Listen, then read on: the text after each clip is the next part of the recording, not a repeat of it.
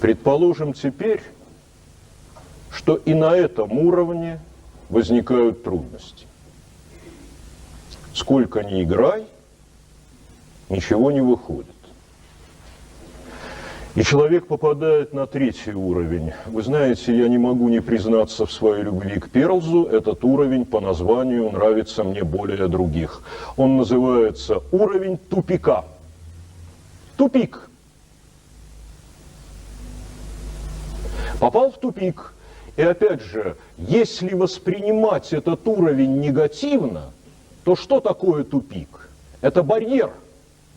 Это источник фрустрации, негативного состояния, и можно рвать на себе волосы и так далее, и никогда не выйдешь из тупика. Но у этого же уровня есть, как ни странно, и свой позитивный аспект.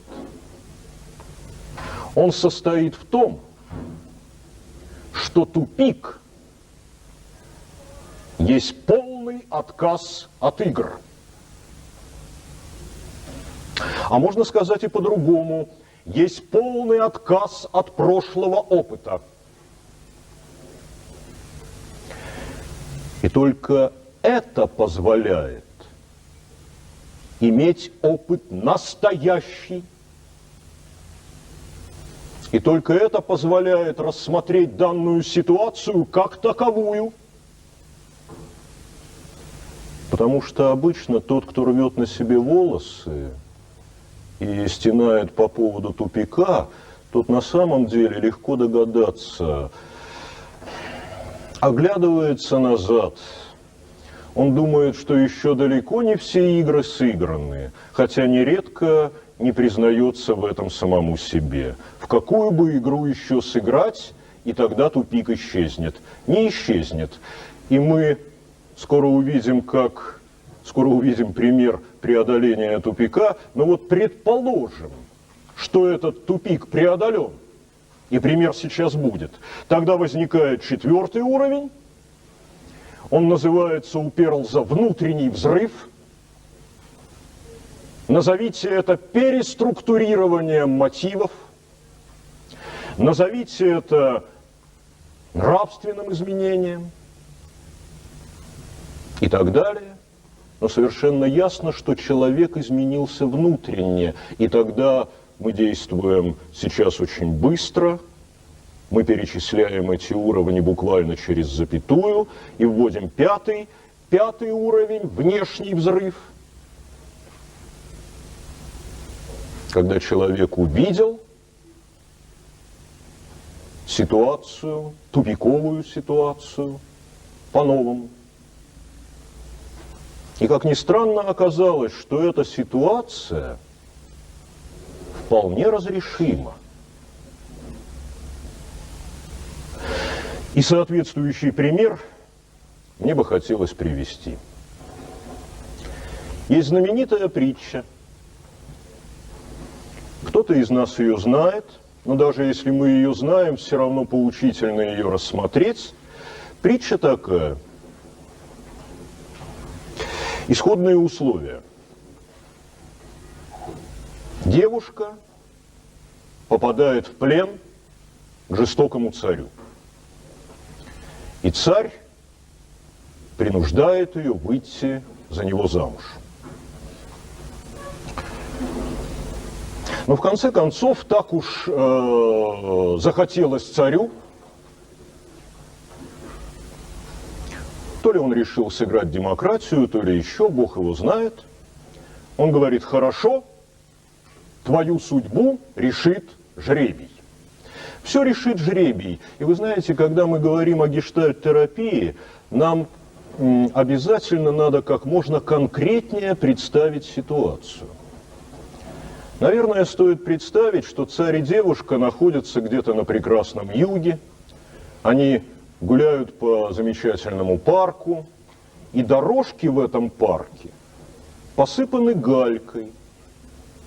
Там есть черные и белые камешки. И они договариваются, таковы условия договора, что берутся два камня, черный и белый, кладутся, например, в коробку, и теперь все решит жребий. Ну, как бы жребий. Девушка, не глядя, должна вытащить один из камней. И если это будет черный, она будет вынуждена выйти замуж. А если белый, она свободна. Например, так. И тогда девушка замечает, что царь кладет в коробку 2 черных камня. Тупик. Вы знаете, я сам же прерву себя, чем дольше я рассказываю, чем чаще я рассказываю этот пример, тем все более интересным для исследователя становится фигура царя. Платон когда-то говорил: в жизни живи чисто, выполняй как можешь моральные нормы, то есть не будь подлец. В мышлении мысли чисто, не будь глупец. Царь в этой ситуации – это подлец и глупец одновременно. Скоро мы в этом убедимся. Однако девушка в тупике. Ей можно оглянуться назад. Какой там уровень по Перлзу? Кстати, я не предупредил. Девушка, конечно, прошла практикум по гештальт-терапии, это очевидно. Она оглядывается назад, там игра. Как тут надо играть? Можно играть. Можно уличать царя. Ах, что ты сделал, ты вообще, так сказать, 2 камня подложил черные и так далее. Играть здесь бессмысленно. Царь рассердится и скажет: замуж пойдешь просто так, без всякого жребия. И поэтому девушка принимает тупик как таковой. Она рассматривает настоящую ситуацию. И тогда мы скажем, гештальт-психолог скажет: в любой ситуации есть фигура и фон. Обычно человек обращает внимание на фигуру. И все его внимание сосредоточено на фигуре. И в этом его беда.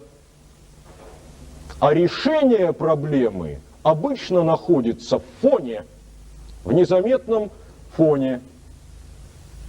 Ну и тогда скажем, что фигуру надо просто отважиться, фигуру надо выбросить.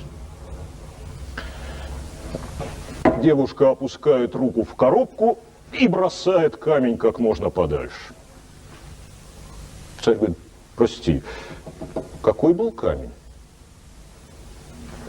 Он говорит: я не видела, я не знаю. Надо заглянуть, посмотреть, какой остался. И мы узнаем, какой был.